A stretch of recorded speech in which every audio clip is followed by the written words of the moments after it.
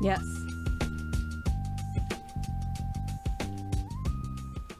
Hello, good people. You are listening to WeUpRadio.com, and this is another episode of Tea Time with Tacoma Maria.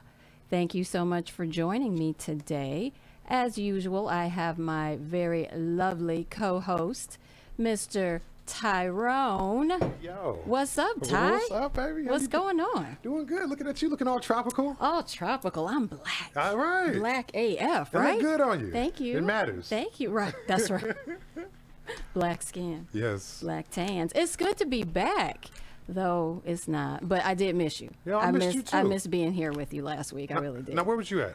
I was in St. Thomas. Ooh, fancy. Yeah, U.S. Virgin Islands. Beautiful place. I mean, that place is just, I want to come back. I'm trying to figure out how to get back there as quickly as I possibly can. Right. I am so serious. See some of our cousins out there. That's right. You know, what was so cool about it besides, so I love water. I love the ocean. So, you know, I mean, being on an island, that's my jam, right? That was fabulous. And just the weather was perfect. I will say that sun right there, that sun, Yeah. that sun, It looked like a different sun. that sun, it feels like a different sun. Like all golden bronze and stuff. I mean, it feels, and this is just one day, literally just one day laying out on the beach. Right. I was outside, you know, the whole 5 days basically, but I only really laid out to tan one day, just a couple hours. And I'm blackity black. Didn't black, even have no black, choice in black, tanning. black. Right, Right. right. Wasn't no choices. So yeah, the sun is something special. It was like on a special setting of hell, but it was absolutely amazing. Good. Water, crystal clear, just beautiful people, fantastic. You gotta take me with you next time, man. Yeah, we gotta go. Yeah. Yeah, it's great. And then, you know, you don't need a passport for Right, all of it's still our brothers and America. sisters who, you know, don't have passports yet. Yeah, it's still America. It's the United Can't States. get niggas to leave Cleveland. You know what I'm saying? That's all right. We have to broaden their horizons, right? Facts. Yeah, facts. That was absolutely great though. But what was so cool to me is being in a place where we were the majority. Right. And not just a neighborhood, but you know, this is an entire island. Of course, there's more than just one island. But being in a place where black folk, like it's black Now, folk. is there white Virgin Islanders? There are, I mean, now you, You know what I mean? But colonization. No, yes, Right, yeah, facts. there are. Now, I will say I didn't actually encounter any. This might sound crazy, but with accents. So for me, if I would have heard the accent, I would figure this is where you're natively from. Right. You know, regardless of your color, right? Yeah. I didn't hear any of those. It was a whole lot of people that were like transplants. So it was like going to Vegas or Florida. You know, Okay, people yeah. like to. I had come met from a somewhere else. white Jamaican dude one time. Yeah. Messed me up. Like, 'cause he's talking like Right. like Beanie Man. I'm Right, like, and you like, hold, that don't read. Right. Like that don't. Is your voice dressing up for Halloween? Like, what's going on? I had a supervisor once whose family is from Trinidad and Tobago. She looks extremely Caucasian, except she has really thick hair. So Okay. you kind of knew it was something going on. So I have another friend at the job who's from Trinidad. And one day my supervisor came in and she heard old girl talking, very thick accent. And she stood back a little bit, but you could see her getting excited. Right. And so all of a sudden she's like, "Are you from Trinidad?" Then she just, oh my goodness, Yeah, me too. She just let it all hang out. So she was saying how she has relatives who are Asian, and and ones that look very white like her. Wow. Showed me a picture of her grandmother though. It looked like my grandmother. For real. Edges. You see what my edges? Yeah, I see it. Right. Yes. That's crazy. It was absolutely crazy. Absolutely. It makes you just realize how deep the black rainbow is. We just we all over the place. All shades, all over. Yeah. That slave ship was a mother though. It stopped Right, a whole talk lot of about places. But yeah, it felt really good to me to be in a place where where it's mostly us, even Yeah. though it's other people. And don't get me wrong, of course, I'm not a racist. I'm not prejudiced. But But it's nice to see I've your never people. seen it. Maybe Atlanta, but I've never Right, seen. but even that's just like that's a town. I mean, the state of Atlanta. But you got some places in Atlanta that yeah, people like me and you they still got the probably Klan shouldn't there. go. Exactly. But it was awesome. I know my best friend travels extensively. She is all over the place. Anywhere you find black and brown people, you gonna find her. So she's been lots and lots of places and has told me, various and sundry things about how we are, no matter where we are on this globe. That's deep. We are. And they held, we are, and they held true. But it was pretty cool. And it's not like it was. Like a fabulous, it's not like I was walking in Beverly Hills or something, where everything was immaculate and everything was just so, but that didn't even matter. It didn't even matter because the beauty of the people and the beauty of the land was just so magnificent that it didn't matter that it was Kinsman and Union. You're right. You're right. It didn't matter. Hey, but you get that beachfront property, you don't really need no decorations. You don't. Man. You don't need anything else. Like you need nothing. Just go outside and look, enjoy. Right. And then the worries that you have here, to keep up with the Joneses and all that. Now I'm sure that's everywhere, and it probably is there too to some degree, but if I were there, oh my goodness. Man. Oh my goodness. Yeah, but anyway, so thank you for indulging me. See, I had to wear my little tropical dress over on the trip, and I got a little tropical drink. Malibu Tacoma and shit. Right. Oh my goodness. But yeah, I had a fabulous time. So definitely have to go back. Gotta go back. And we're gonna have our We Up equipment going so we can get an on location shot next time. That's right. Gotta get on. We really wanted to bring that, but we'll get it next time. We absolutely will get it next time. But thank you to all the folk I met in St. Thomas, Esco, big ups. Just thank you. Thank you. But anyway, I digress. So today, tell me about your time while I was away. Oh man, did you miss me? I did miss you. I'm like, where's she at? I ain't got nobody to complain to. Right. Actually, I haven't been doing nothing, man. I went to a baseball game. Okay. Yeah. This white girl took me to a baseball game. Why she get? Okay, go on. Well, because here's where it goes. Here's where it gets deep. Because it was fun. We was having a good old date until they put us on the jumbotron. I'm like, oh, you got put on the jumbotron. Oh. So look, it's this black couple in front of us. I'm like, I'm with y'all. Excuse me, I ain't told my mama yet. You ain't even right. That's not even right. How you gonna act like that? How you gonna reverse that racism like that? How you gonna do that? I'm just saying, reverse. Publicly, Oh it's my different. Goodness. But had a good time though. Good. And I thought it was thoughtful that she tried to take me on a dude date. Yeah. Yes, I'm gonna take you to the game. I ain't gonna make you go to Cheesecake Factory. Notice it was the baseball game, but I mean, we like baseball too. It's fine. I don't really like baseball. I went for the event, but it was the thought. I received it in the spirit it was intended. Right. Normally you would. Well, never mind. We won't even. I won't even take that there, where you might take a brother to a sporting event, because we like baseball as well. Thinking. Yeah. Football, but, I mean, it's okay. I thought it was just the brothers with the accents, the Dominicans or whatever. They still brothers too. Yeah, true. Brothers with accents count not if too. you tell them. They'd be like, oh, no, no, senor, I have never, no, papi. Like, but you're darker than me. No, I see, I am no. I think, was it Paul Mooney who said they're just N-words who can swim? Yeah, that's it. Right.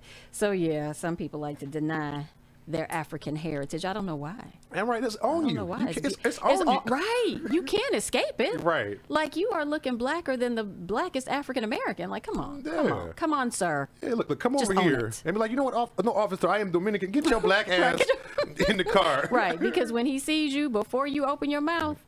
Yeah. Right. Even afterward, he don't care. Yeah. Yeah, but the Caribbean, such a beautiful place, and whether they own, who they are or not, whatever, don't matter. We know, and we're not gonna let you forget or act from us. We all there, yeah. That's right.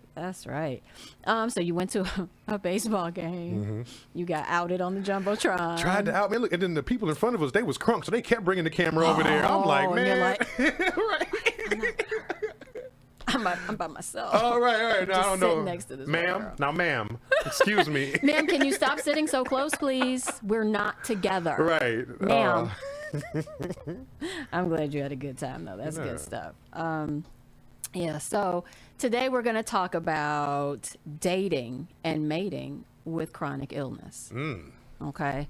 That's something I know a lot about. Yeah, I guess you do with your condition. My condition. Your ailment. You make it sound my condition. Okay. Your affliction. My affliction, right. Have leprosy? Right. Put me in the back room. You can't talk to me. Oh, don't touch her now. Just slide her food. It's hard to date when your skin falling off. Well, it's about to look like it's falling off in a minute because I'm peeling, but So but you shined they're, up in the meantime. thank you very much. I try. But yes, with my affliction, my condition. So I have Crohn's disease, right? I've shared that before, but we've never talked about it extensively. So what is Crohn's disease, you ask? Yes. It is it's a chronic inflammatory disease. It's part of a group of inflammatory bowel diseases, not to be confused with IBS. Right. Irritable bowel. Yeah, that is so not the same It's thing. different, right? That is so different. So different. Well, let me ask you a Crohn's question. Yeah. Does it hurt? All right, a Crohn's question. Like hell. Yeah. Yeah, it can. It absolutely can. Because when you think about inflammation, that makes things hurt. And so when you have Crohn's, you've got inflammation in your intestinal tract. And Oh, wow. so, yeah, it can hurt, not to mention the different things it does to you. It will cause pain. It can mimic other illnesses like arthritis. People also can get, sometimes people have, rheumatoid arthritis as well, which is also, an autoimmune illness. Doesn't mean it has to come with it, but Crohn's can mimic lots of other illnesses. It can affect every system in your body. Doesn't mean it has to, but it can. So what I have learned over the years is that when I'm looking for new physicians, I always look for the ones, I let them know up front that I have Crohn's disease. Because even though every physician doesn't, if they're not a gastroenterologist, they're not specializing in Crohn's, but you've got folks who are more familiar with autoimmune diseases and their processes and how they affect the body systems. They understand that or look for that a little more than other physicians. So I like to make sure that, my docs know this is what's going on. So if the proverbial stuff hits the fan, Yes. they will know. I'm talking about from my gynecologist to my ophthalmologist It to affects my all this? dentist. It can. It Right. doesn't have to, but it can. So you're talking about something so Crohn's disease affects your digestive system. Digestive system runs from your mouth to your anus, all the way down and through there. Rooted to the tutor. Rooted to the tutor. So when you're talking about that runs through the whole body, and we're whole people. It's not just pieces and parts. So if one thing is going on, then certainly it can trigger or affect other things. With your eyes, like uveitis is a thing, or the inflammation in your eyes is something that can happen when people have Crohn's disease. Sometimes with regard to your teeth, your gums can recede sometimes, or there can be soreness or tenderness, like a little bleeding. Just it can affect. What you about to? I was gonna ask- That look. It was like a little boy about to do something bad. Because I'm just thinking, I can just imagine how the fellas that you've dated dealt with the Crohn's. Are they like, man, get your sick ass up? Damn, every time I'm trying to get some, you talking about your stomach hurt. I'm sick of it. I will have. That's a great question. I will have to say no. I've not encountered anybody that I've actually dated. They've all been pretty supportive and understanding. And I was in a pretty long-term relationship when I got diagnosed. I had entered into the relationship not knowing I was sick. And somewhere in there early on, wasn't feeling well, kept going to the doctor, and finally got the diagnosis. And he stuck in there. Right. And it was a lot. It was a lot to deal with. I was a straight up crab. It was horrible. I got put on prednisone, and prednisone is like the most disgusting drug. It does such horrible things to human beings. But it's a wonder drug in that it brings inflammation down better than almost anything else, medicinal wise, that we know about. Pharmaceutically, shall I say, that we know, right, that we know about. Talk about it. But it can make you, angry, and it's a steroid. So just think of anabolic steroids and how when people, like the Incredible Hulk, and then it makes you emotional, and then it makes you gain weight, and just Lord, all these have mercy. horrible. Yeah, it was. I was I like wonder a who rattlesnake. baby gonna be today. Right. But I will have to say he definitely did. He put up with it. He dealt with it. We had our little. He would call me out every now and again. Got to, man. Yeah, because it's Tired of getting beat up. You still have to check yourself, even when you have other things going on with you. It's no excuse to just act a complete ass to other people. And And it can be super tough. It really That's can. probably super difficult with just any chronic disease. It's like you're gonna deal with the attitude of whoever, whatever they got. Right. And oftentimes when we're not feeling well or we're in pain, the last thing you're trying to do is be your best self because you're trying to figure out how to navigate how it is that you're feeling. Yeah. Which, again, is no excuse for treating people, wrong or just going with that feeling just because it's there. I'm the opposite. Take my temperature. I'm so sick. That's because you're a man. And y'all are so, oh my goodness. I can feel it in my bones. I hurt so bad. Right. Such whiners and like y'all are dying when you have a simple cold. Oh. Like, man, come on. It's terrible. Yeah, it is. It's a horrible thing. I ain't Like, gonna it's lie. absolutely I'm a horrible. Baby. And y'all are not good at reciprocating that, that sort of care that you want. Oh yeah. Yeah. I just had it last week. I can't get sick with you this week. Yeah, like, can you, I can't even get out the bed, babe. You'll be all right. Call your sister. Call your mother. Right. Like, really? That's how you gonna do? I'm gonna go buy the medicine and have somebody come in there with it for you. Right. It's just an absolute mess, but we deal with y'all, so. Yeah. But, yeah, so the conversations, though, that you have to have with people when you are, sort of when you feel like it might be a relationship or it might be something, anything. For me, first of all, I pick and choose when I'm meeting a man how much information I give him based on how long I think I want him to stick around. Right. So if I don't see any sort of future or I'm not trying to be bothered with this for real, he never has to know. Yeah, you don't need to know that much. Yeah, he about absolutely me, never yeah. has to know. And for me, it's weird because so public speaking is something that I do. So I talk about Crohn's disease as relates to me all the time in front of all kinds of folks. Yeah. The difference being, I don't know those people. Yeah. So I don't feel like I have anything to lose. I don't care about, I don't even think about judgment really, because if I'm speaking to you because the hospital has me doing it or it's something, or I'm doing it for a biopharmaceutical company, well, quite naturally you're there because you want to know about it. Yeah. So I feel like, well, you're not going to judge me anyway. And it wouldn't matter if you did because, my story is my story. But when it comes to personal one-on-one things, it's kind of like, man, what are they going to think? And, are they going to think it's contagious? Are they going to think I did something to get it? Are they going to think contagious? Are they going to get it? And it's so funny. Like a man's first thing is, well, they want to know, can I still have children? And can they hurt me? Yeah. It's like, yes and no. All right. Like, okay, whatever. But, I appreciate when there's care and concern involved because that's what you want. Yeah, you can't bring new diseases to niggas. Man, Chrome disease, Man. you got to keep it shiny. What you got to do with some? You got no Chrome disease. Is that like, so you put silver polish on what you do? Got to shine it Chrome? up to stay well. Like, no, it's not chrome. But what's amazing, though, which is also horrible, I guess, Crohn's disease is really growing rampantly in all communities, but the African American population, particularly women, are the fastest growing population of people being diagnosed with Crohn's disease. Now, it's primarily, not only, but primarily an Ashkenazi Jewish disease. Okay. So if you're of Ashkenazi Jewish descent, that just means you have, a greater chance of potentially developing And does it just the illness. come on like cancer, or can you do? Is it a behavior thing?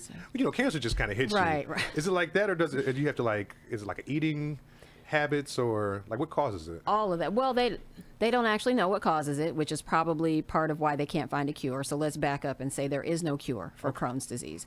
There are two inflammatory bowel diseases. I want to give the other one equal shine, as it were. They're really two, but based on somebody's presentation, you can have any combination of the two, which could morph into various and sundry things. Jesus. But there's ulcerative colitis, which affects only your colon, which is your colon is your large intestine. And then there's Crohn's disease, which does not have to, but can affect your entire digestive system. So when I first got diagnosed, I got diagnosed with ulcerative colitis. And so I was treated as though it were just ulcerative colitis, but in fact, it was other places in my digestive system. And I just got sicker and sicker for a year. But when you say, does it just come on? Not really. Not for most people. For most of us, there's like little things that happen here and there. Like you might get frequent stomach aches. You might feel nauseous. You might find yourself running to the bathroom like you think you have a stomach bug or something, as was my case. I thought, I had some sort of stomach flu or something like that. You might feel tired a lot. Fatigue is a huge thing. So you'll have these little things that happen, not necessarily all at once, but they'll come and go. And when you go to a doctor, well, my doctors were like, now I had none of these doctors I have now back then. So let's be clear. But when I would go to my primary care, I'm like, I'm tired all the time. And I'm not one of those people who doesn't go to the doctor until something's wrong. Like I go for my yearly checkups, and I always have. Like, I'm tired all the time. I just don't feel well. Oh, well, life is stressful. Just take vitamins. I was told that they're like, you're young, you have children, life is difficult. Yeah, just take vitamins. All right. So basically, you tripping. I don't know why you came to us with this mess. Pretty much. Now, what I do know now that I didn't know then is how we are not listened to. And by we, I mean women of color. Yeah. Black women are not listened to by physicians by and large. Now, there are some physicians who will listen, so I can't say that it's every single time, but it is proven. Yeah. There is evidence. They have the receipts. They think black women don't feel pain as much. They think black people, period. But that black women do not, right? Man. That we don't experience the same things that. Oh shit! Look, that's why I did. Look, bring a needle out. Lord, hold my hand, Mama, please. Don't shoot me with that needle. Though, it's absolutely disgusting. And there are countless articles and studies and things that are done with regard to this subject on the fact that physicians, they don't listen and they don't think that we feel pain the same way, and they don't believe us initially when we come with complaints of things. I actually had a white friend say to me when I felt like my doctor wasn't listening. Now, this tripped my head because I didn't even have to bring this to her. She came right with it. I'm telling her how going to the doctor's not listening to me. She said, if you want to, I can come with you to your appointment because I know that they'll listen to me. I damn near fell out the chair. I was like, and she knows this. Right. She knows this. That's the wokest white woman I ever heard of. That's amazing. It was, but it was so sad at the same time that this is such a thing that, people other than us that that are experiencing it know that it happens. Look, and they know it to be real. I want to get with a company and I make Lender. Right, it's gonna be like Tinder, but they pair you with a white person in your area, like in case you need to ride with the cops with you. I can't. Okay, that's or you need to go to the doctor. I like that though. This is Linda. Linda. Karen is 3 miles away. She'll meet you at the doctor's office. You are such a mess. That's a good idea though. Hey, facts. Keep us safe. But yeah, so I would go to the doctor and get shot down, and it wasn't until and I've always worked in healthcare, so I was at work one day and I was doubled over in pain. It felt like somebody was gut checking me, just punching me in my stomach. But I worked with patients, so I'm thinking I've caught a stomach flu. I've caught something from somebody, handling all these people's insurance cards and whatnot. So I went to one of my physician friends there, and I'm telling her everything that's been going on for the past few years. Weight loss, just all this stuff that's happening. I was also going through a divorce, so I kind of thought some of the stuff was stress. Stress diet. Yeah, I really did think that, but some of the other stuff just wasn't adding up. So after I tell her everything, she's like, I need you to go call your doctor right now. I'm like, right now? It's the middle of the day. She said, I need you to go call your doctor right now and tell her everything you've been telling me. So I called the doctor. Doctor's like, yeah, we need to get you in for a colonoscopy ASAP. Wow. And I'm 20 something years old. Like, colonoscopy, what? And you said you was dealing with this for years up to this point. For a few years up to that point, right? But I had absolutely no idea there was really anything wrong with me. Yeah. Besides the obvious, I'm a little nut, but crazy, whatever.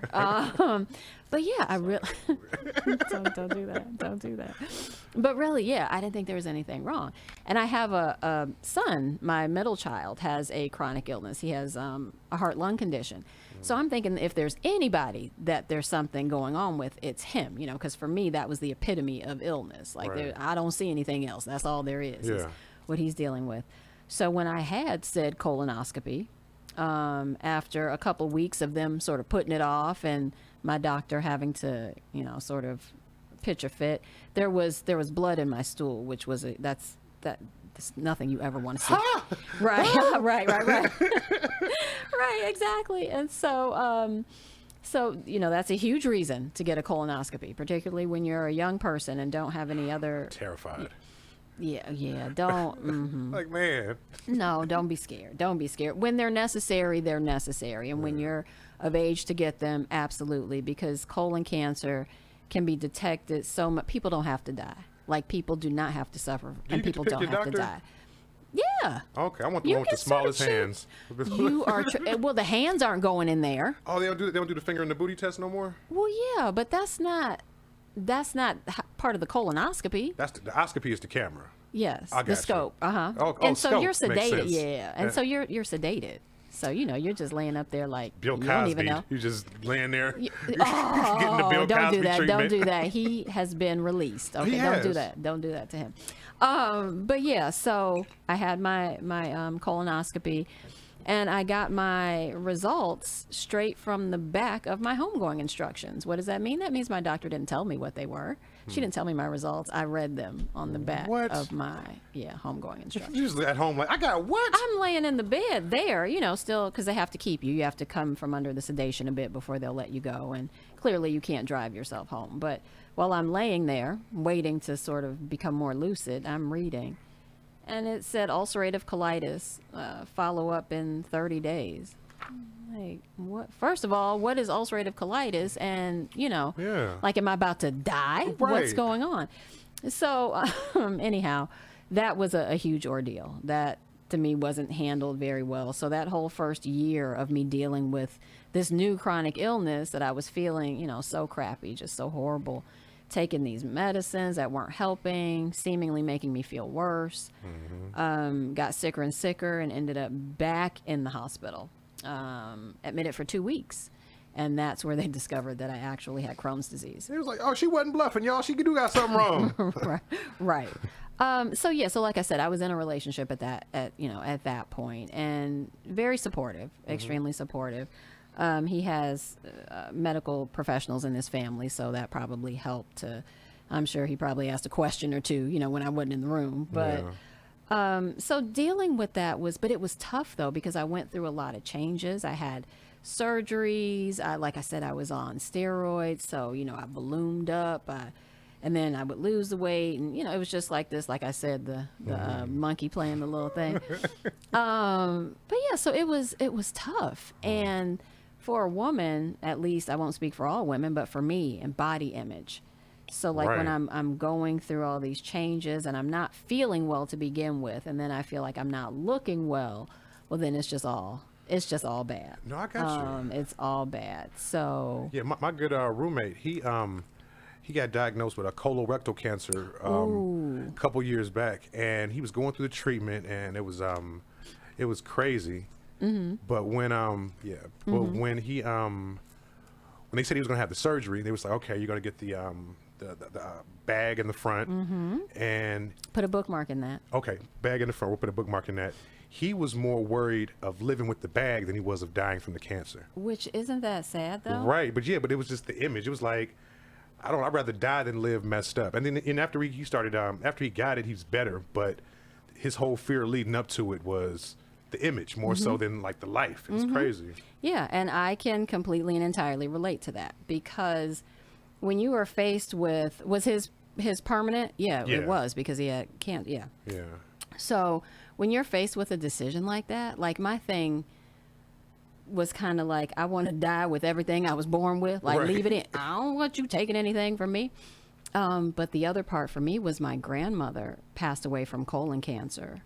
She was about 49 years old. I was 5 years old. Oh, wow. That's young. Yeah. And she had a colostomy. And I distinctly remember one day I was in the bathroom with her, and she was changing her appliance, or her bag, as we, more commonly refer to it. And I was looking at this little thing, and I'm like, what in the world? I said, well, what is that? So she told me what it was, and I asked her if I could touch it. And she's like, okay, Or a stoma? sure. Yeah, her stoma. Yeah. Oh, you're so awesome. Yeah, her stoma. So I'm reaching out like E.T., I'm going to touch it, and I touched it and pulled my hand back real quick, my finger back. but I remembered what it felt like. And that just always, she didn't live that much longer after that, but that always stuck with me. Just that thing. And for some reason, throughout my whole life, I always felt like I was going to end up like my grandmother. Not quite sure why. People would always tell me that I reminded them of her. Yeah. It's like, motherfucker. He'll say that. You know, so that probably fed into it a little bit for me, but I don't know. I just had this thing like I'm going to end up like my grandmother, and loved her to death. Absolutely idolized her. And then after she passed, you know, her sister, who's still with us now. But, well, so we were going on and on with this thing, and I'm sick and I'm back and forth, and they're trying medications. One medication almost killed me because I was allergic to it. Did not know, like literally almost could have killed me. Affected my breathing. Where's so. these doctors at, man? We got to talk to them. No. I mean, in all fairness, he had no way of knowing. Okay. He had no way of knowing that I was going to have a reaction like that. Some people are just super sensitive to things. I'm one of those people. I'm super sensitive to drugs. You know, the kind you buy from with a prescription. So I don't know. I don't know. You know, I don't know why that is. But yeah, so went through a lot back and forth, surgeries, and I was faced with the possibility of having an ostomy, you know, of having surgery. And it was like, but the way they got me was it was going to be temporary. So I'm like, okay, well, if it's going to make me feel better, I already have a man, so that's not that, you know, Right. it'll be all right. I did it. I did the surgery, and I felt great for like 2 minutes. I think I had my first ostomy for like, I don't know, a year and a half, something like that, and became a pro at learning how to deal with it and, you know, manage it, all of that. So much so when the nurses would visit, they're like, you don't need us. Like, Yeah. you could be teaching people how to do this. You got this, yeah. I got it. I know. No, son. So, but again, it was fine because I was with somebody. So back and forth, ostomy, they reversed it, had to have another one. They reversed that. I still wasn't getting any better. I was, and I was probably at my healthiest point in terms of working out and being fit and all that. The more I worked out, the more fit I got, the sicker I became. Which, and I've heard this actually from other people who have strange. who have Crohn's, sort of that overexertion of yourself triggers something I odd. get that, yeah. Yeah. Doctors will still kind of look at you like that doesn't make sense, but there are far too many of us who've experienced it to know that that's a thing. Yeah. For whatever reason. So relationship, you know, is over, and I'm like out here. But not before I had my very last surgery. My last surgery was for an ostomy. It was for an ileostomy, which we can explain the difference later, but it's permanent. So it can't be reversed. Is that the belly button or the hip? It's on the right side. Okay. So they had to take my colon. So the stoma is formed out of my small intestines. Okay. Because I have no large intestine anymore. But Oh, wow. it was so difficult to make the decision because, not unlike your friend, I could not really imagine living the rest of my life looking at that when I was looking at myself, Yeah. or having to show somebody else that, you know, when they're looking at me. Like, how am I going to wear? I like fitted clothes. Won't say tight. I like fitted clothes, you know, form fitting, and I wear bikinis. I don't like one pieces. There are just certain things that I like for Right. myself, and I'm thinking, how in the world am I going to still be who I am? Becomes like an identity with this thing. thing. Yeah, very much so. And I recall there was at least one appointment, I think probably two when I really think about it, where my surgeon, and he had been my surgeon for about 9 years or so, he was upset with me. He was so short and so, like, not nasty, but he was just real, like, short-tempered with me, and I couldn't understand. I'm like, why is he? So I kind of told on him. I went to my GI doctor, like, I don't know why he was acting like this. So he asked him about it. And, you know, he explained that even as physicians, sometimes we feel a certain way when we can't help a patient, or a patient is suffering and they're not willing to do anything, or we can't do anything. Sometimes it even weighs on us.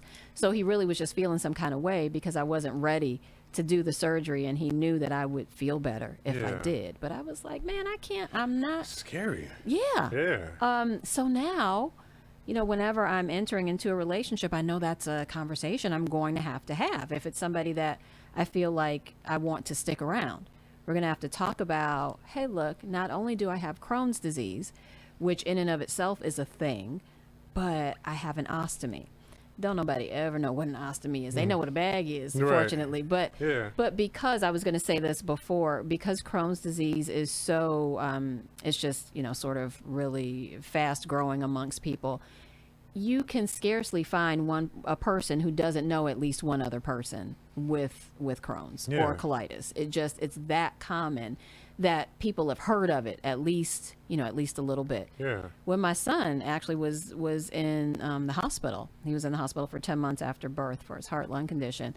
One of his therapists, her daughter had Crohn's, and she was explaining the illness to us. I thought that was the weirdest disease I had ever heard of in my life. I'm like, she can't eat. Not What knowing do you you was mean getting she your can't education eat? right. Exactly. Right. So, eating is, and I love to eat, but sometimes eating just is not the thing that feels good. Yeah. And that's a huge social thing. So, you going out with your man and like you don't even really want dinner, or if you eat, there's going to be hell to pay afterward. Right. But yeah, so that's a conversation. Just imagine, you're trying to talk to me and I'm like, well, I got to tell you something, Ty. We got to talk about Hey, I'm crazy. I'm like, girl, can I stick it in your stomach? and they explicitly tell you no. Do not let anybody stick anything in it. Yeah, they really do. Just a tip, They baby. really, you are sick. No. Yeah, so there's no nerve endings in there, so you can't feel anything, but you can absolutely damage it. So you really can't put anything in it at all. But I have been met with mostly, and we'll talk about this person, but I've been met with mostly, good reception. Like people seem to understand, and they're not like, ugh, Right. I don't want to talk to you. I had one instance where somebody was trying to talk to me, somebody I wasn't even going to talk to in that way anyway, but I have it on my Facebook page. I, mentioned that I'm in, they're called ostomates. So if you have an ostomy, you're an ostomate. Ostomate, okay. Yeah. So I say that that's what I am amongst, 1,000 other things in my description or bio on Facebook. So I guess this dude was doing his research. So he goes to my Facebook page and he's looking and he's reading. And I guess he sees what that is. I'm sure he didn't know what it was. So I'm sure he Googled it, found out what it was, and just, like we had talked on the phone a few times, absolutely disappeared. Just totally disappeared. Wow. I'm like, okay, cool, whatever, because, titty dust. It wasn't that. I'm cool. So he disappeared. That was fine. He never explained himself, just vanished. Cool. A few years later, I meet somebody, talking to somebody, and I'm like, okay, this dude is cool. And we're out one day, and he's like, oh, somebody I know. When you hear stuff like that, you're like, Oh, God. Who do you know? right, who do you know? What are you about to say? So this other guy was so far off my radar that when he said his name, I didn't even remember who he was. Well, long story bearable, the guy that I was talking to at that point was all excited, I guess, about the potential budding relationship. So he shared it with him who I was, I guess, showed him pictures. This dude was like, oh, no, man, you don't want to talk to her. She got ostomy. She got this. She got... Right. Just like... Hating, like... just like blasted me. And I felt... So, the guy was telling me this. He was, at least from what he says, he was offended by the guy saying that. Like, how are you just going to discount somebody? This could be like the person of your dreams, and you're going to discount them because of something that they had no control over. Like, at least she's still alive, man. Yeah. Like, at least she's still functioning. So he was fine. He didn't have any issue with it. We didn't last very long anyway, but he was still cool. He was accepting. But when I happened to see that Negro out one day. Yeah. Mr. Titty Duster, the first one. Yeah, I was like, dude. So yeah, I lightweight clowned him, but I was so offended and I was so hurt. Like I Yeah. took it super It personally. was unnecessary to maybe mention it, but not, man, you don't want to talk to her because of this and Yeah, that. like that, yeah. And it was super hurtful because I know that could potentially be a huge thing for somebody or somebody to get used to. but you say it like I'm sort of, some disgusting being, or there's tainted. something, like there's something wrong with me because of that. So that bothered me a lot. It took a lot for me to get past that, even though I didn't even care about this guy. But to think that somebody was judging me based on something like that. It's like I didn't do anything to get Crohn's, and even if I did, and I didn't do anything to, to myself to necessitate having an ostomy, but even if I did, like, how are you going to take this one thing about me and say that I'm no good because of a health condition? You could just go throw away the whole broad. That's just hoe ass nigga, man. Absolutely, real at his niggas- finest. Yeah, At his finest. Real niggas don't care about stomas. Sure don't. Diabetes. Sure don't. Eczema. Move gout. the We don't panties care. and the bag to the side. Just sit Like, right, don't move nobody care. right. Don't nobody care. I'll be put the bag on my head, baby. I got you. Whatever. So, but the reality of it is, and there are probably even some people that will listen to this that are friends of mine that don't know, because they've never actually heard me speak about it. I think it's very bold of you coming up here telling your truth. Well, thank you. Telling my truth, yes. And I sort of toyed with that. Like, do I tell my business like that? But that's nothing. This is something that can help somebody else. I know other people's stories helped me to know that it's okay. Yeah. Seeing other women in their form-fitted outfits, like, wait a minute. When I went to the, were we coming back? I don't know, coming back. We was getting on the plane. About to get on a plane, and, you have to go through the thing and put your hands up. And so they always detect the ostomy, always. Or there's something here, we have to pat you down. So they're trying to make sure I'm not a mule. Right. I'm not It's stuffing like, come drugs on, in man. it. You just Yeah. So I'm like, of course, and there are cards that you can get, but they don't care. Like TSA still has to pat you down. Sometimes it's uber embarrassing. Sometimes it's like whatever. So she has me come to the side, and she's sort of asking me, is there anything there that might hurt if I pat you down? And I'm over it at this point. I'm like, I have an ostomy. And so she pats me down, and I had on like a little yoga outfit, like, real fitted leggings, a little crop top. So completely, you could see everything. It's not like I had a jacket or anything over me. So after she does the whole pat down thing, she looks at me and she's like, where are you hiding that? That is like, that's amazing. You can't see it at all. Right. I was like, well, thank you. But, I'm going to have this thing for the rest of my life. So I better figure out how to, because how to I'm get it. thinking back, 'cause I didn't see all your IGs. Like, Now you're going to look at them again. The whole, Right. yeah. I mean, really. That's because, dope. and it took other people letting me know that you don't have to change. You saw me in bikinis. Yeah. Right. Yeah. One monkey don't stop no show. well, let me ask, how long from getting it to acceptance for you? So I had my surgery 9 years ago. The 2 days before my 38th birthday. Okay. 2 days before my birthday. So I was drugged up in that boy. I was in the hospital for 3 weeks, but I was drugged up. For me, because I had been dealing with it for so long, and when I say dealing with it, I had been dealing with the possibility of needing an ostomy for so long, that by the time I went to my surgeon, like, I'm ready. I called, like, I need an appointment. I went in the office. I was like, okay, I'm ready. I'm ready now. I mean, I was losing weight. I was in lots of pain. You just wanted to heal. Yeah, I just wanted to feel better and not just be miserable every second of the day, which I was. So my quality of life, which is often how physicians, measure things, particularly when they're talking about a disease process or a chronic illness, how is it affecting your quality of life? And my quality of life was extremely poor. Yeah. It was affecting every single thing. So by the time I decided, I had pretty much accepted it. I've had 3 ostomies. Obviously, only one was permanent, but the one before this one, I woke up from anesthesia crying. I was bawling, absolutely crying. Like, I woke up sobbing. Like, it was horrible. I was so embarrassed, actually. And the nurse was like, "It's okay, honey. That happens sometimes. It's the anesthesia. It's okay." I was like, I thought I had accepted it. I don't know why I'm crying. I mean, it was absolutely Call horrible. Pastor. Right. But in my mind, when I came to and realized, what I had just gone through, it just was like, oh my gosh, I can't believe it. And it sort of came crashing down in just like nanoseconds. And then, I was back asleep because I was under anesthesia. So I Wow. fell back asleep. And by the time I really came out, I Looking was like cool. one lunatic. Yeah, but see, they're used to that. They're used to all kinds of things happening. So I accepted it pretty early on by the, I mean, heck, it was my third one. So if I Yeah. wasn't going to accept it, then that's a serious Well, the problem. only reason I ask, it's different when they say it's permanent, so. It was different, and that's what took me so long, is the idea of permanency. When they came with the temporary one, that took me half a second to be like, okay, you say it's going to help me feel better. Okay. Yeah, I ain't gonna have this that long anyway. Yeah, it's going to, I'll be put back together. It'll be fine. I'll just have a couple scars. No, like Man. this is never going anywhere because the pieces and parts are gone. So you Right. can't possibly, and I had been so damaged by the Crohn's that there was just, sometimes they can do these, what they call internal pouches, and you can still kind of go almost the regular way. It's just routed a little bit differently. So Yeah. nobody would ever know.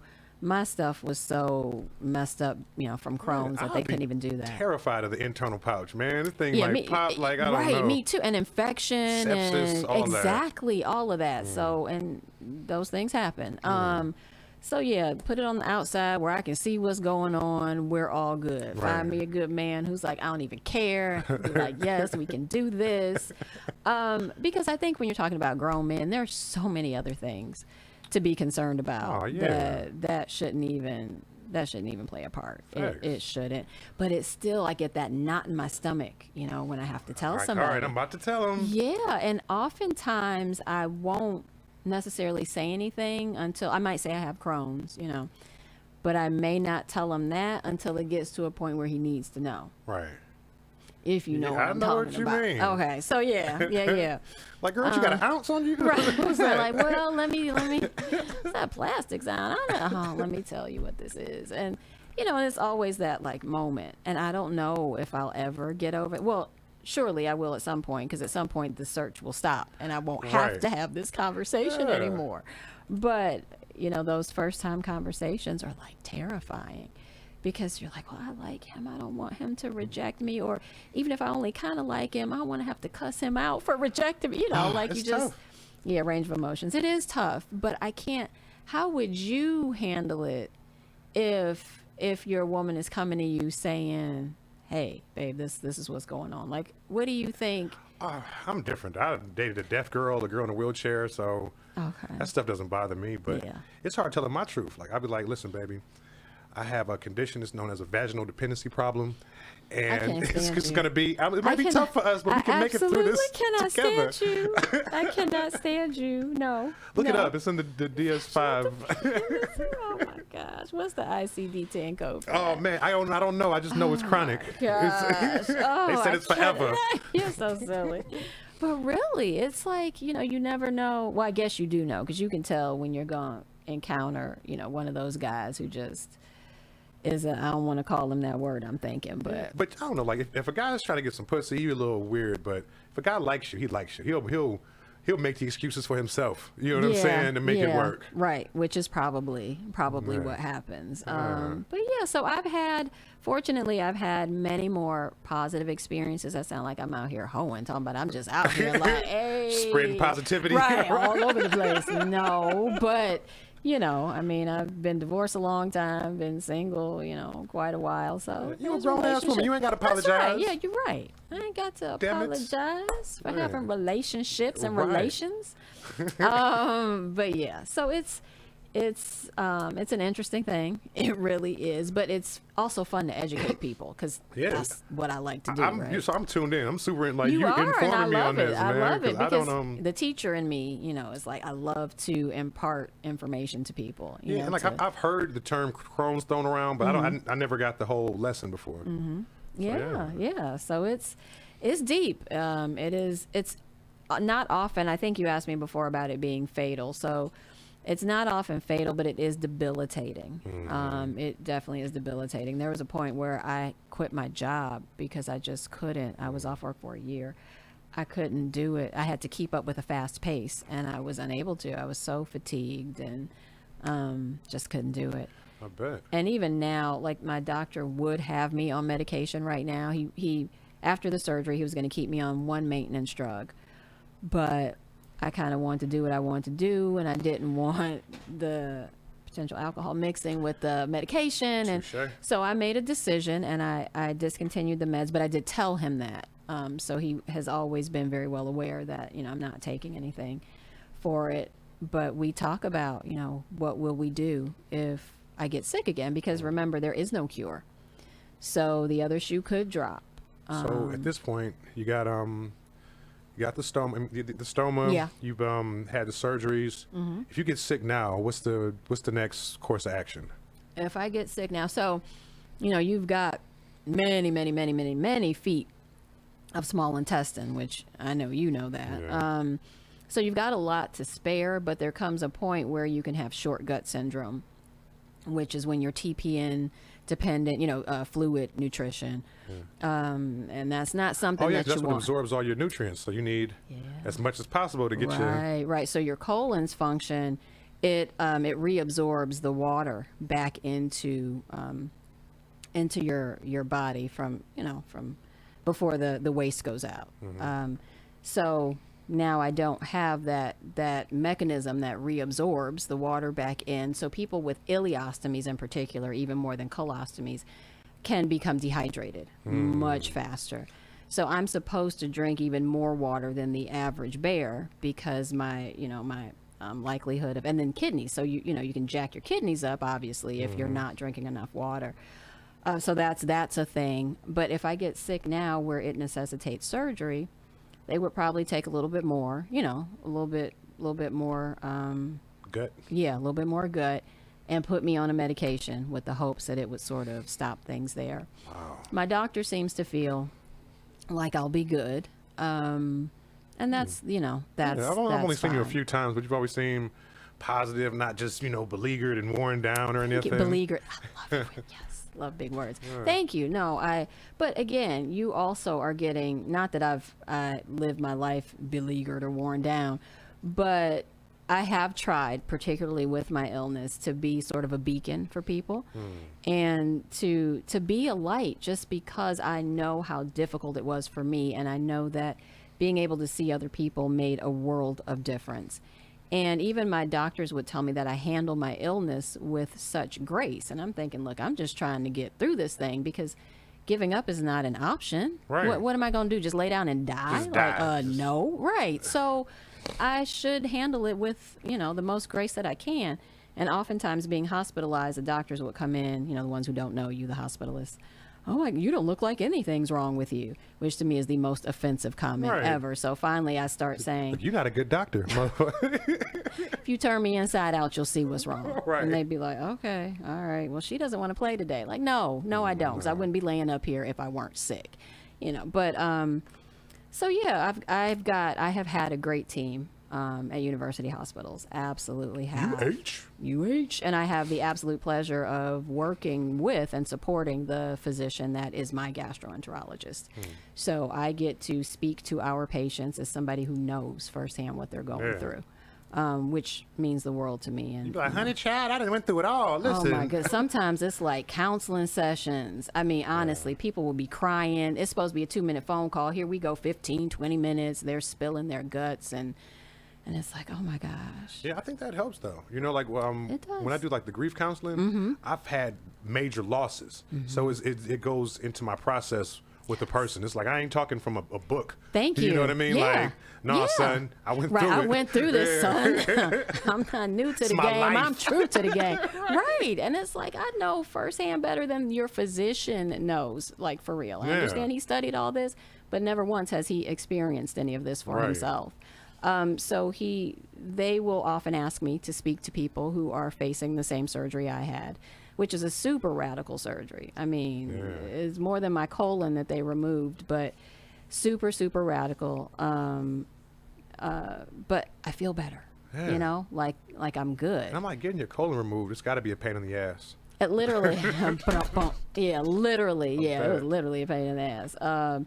And because I don't like to do right, I don't like to heal right. It was supposed to be just a 6 to 12 week. I was out of work for 6 months. I had to take off for 6 months. Was your body not cooperating, or you wasn't No, doing my the body, treatments that my you body was, wasn't cooperating. It just didn't want to heal. And I think I was at such a point of not being well nourished enough that it just, my I had to have a plastic surgeon involved so it was my colorectal surgeon and my plastic surgeon, 7-hour surgery, 7.5 hours. Wow. Right. And so I was released basically under my plastic surgeon's care after a while. And he'd come up to see me, while I was in the hospital, like, you need protein. But I wouldn't eat because I had no appetite because Right. I had been under anesthesia for 7 hours. So, and for me, that always knocks my appetite out. So it took me a really long time. And because I wasn't consuming enough nutrients, my body just wasn't healing. Oh, dang. I had to go, one of my nurses, I had stitches in the tuta. In the tuta, okay. Not the ruta. The tuta. The tuta. And he sat me down in a chair and busted them all. So I had to go back into surgery to get re-stitched up at the tuta. Yeah, so there were some Wow. experiences Hold there. on, I gotta unclench my tuta. Yeah, let it go. It's okay, let it go. Oh. I'm clenching mine while I'm telling the Right. story. Like, I remember how that felt. No, but Yeah. yeah, so super major process, but I'm happy to have come out on the other side and be able to talk to people about it. And even though I still feel some kind of way when I have to reveal my truth, Yeah. to somebody of the opposite sex for fear of judgment. Now you ain't got to do it. Watch this episode. You ain't even got to have to Right, talk be like, with here, him. I'm gonna need you. Can you watch this, please? Right. We'll just take a moment. Yeah. I'll leave you to yourself. Save all your questions to Write the them end. Write them down, and Yeah. I will answer when the video is complete. Right. But yeah, so and obviously Crohn's is not the only chronic illness out there, but it's the one I can speak to Yeah. the best. And I would imagine that it's not terribly different with other things. Like, say you have to take insulin, or you have an insulin pump, or Yeah. just anything where your illness sort of makes the way that you deal with your day-to-day life a bit different than the average person. Right. So when you Right. have to explain what that difference is, when it's different enough that somebody's going to know, they're going to know. And look, and this is powerful. Somebody might be watching this whose stomach been hurting for years. Don't even know to go get something checked. Go see the doctor. No, really. I mean, and I can't stand when folks don't want to go to the doctor, especially men. I don't. Y'all man. are I gotta some be, tough I gotta be customers. about to die for me Yeah, to go. and sometimes y'all are about to die by the time you go, and it doesn't Man. have to be that way. Like, what did you say, get out? It doesn't. Anthrax. Oh, Jesus. And the thing with Crohn's disease is the longer you are diagnosed with it, the higher the instance that you could potentially develop colon cancer. And so Crohn's and colitis. So you don't want to play with things. When you Yeah.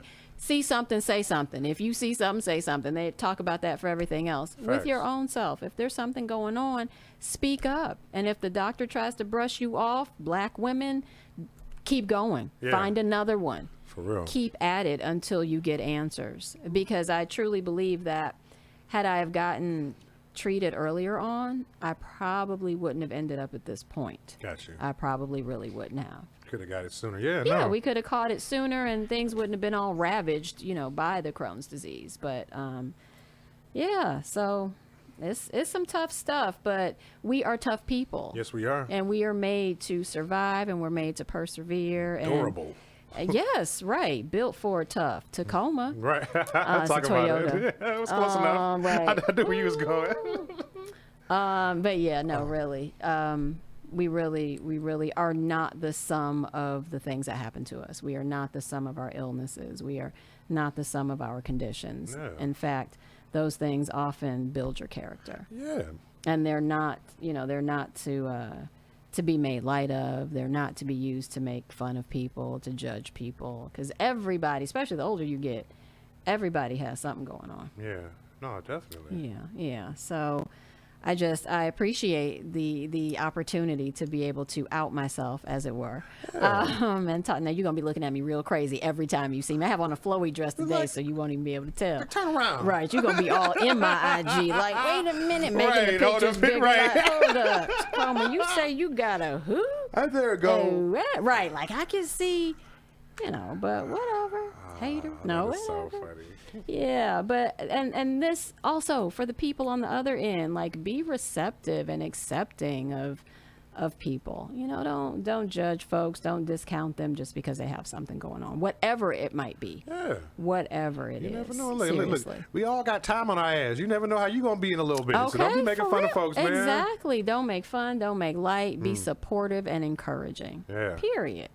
Like, I used to make fun of my granddad because he'd get up, making these noise. Man, you should see me going up the steps. I'd be at the top of the steps.